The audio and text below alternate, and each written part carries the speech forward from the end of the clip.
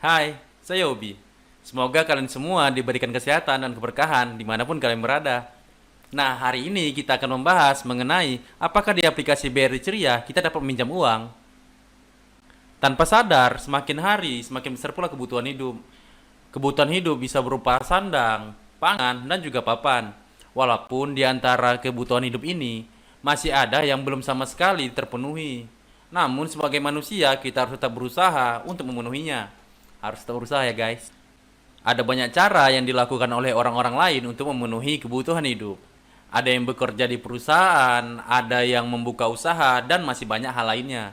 Untuk itu, banyak cara yang dilakukan oleh orang-orang, seperti bekerja lebih keras untuk menutupi kekurangan ini, meminjam kepada keluarga, meminjam kepada teman atau sanak saudara, dan yang paling baru di zaman sekarang ini, yaitu meminjam secara online, atau biasa disebut pinjol atau pinjaman online. Nah, ada banyak sekali pinjaman online yang tersedia di perangkat Android kita.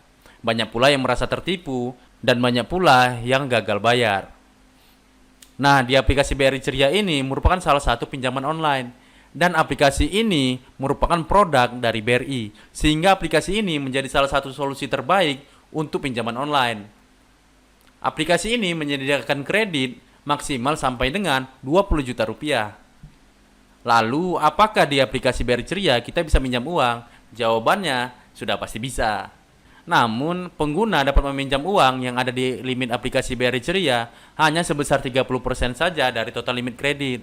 Nah, pinjaman yang saya maksud ini merupakan pinjaman dalam tarik tunai, bukan untuk belanja online, hanya untuk tarik tunai. Jadi untuk tarik tunai kita dibatasi hanya 30% dari total limit kredit. Jadi contohnya nih, misalkan limit kredit kita sebesar 3 juta rupiah saja.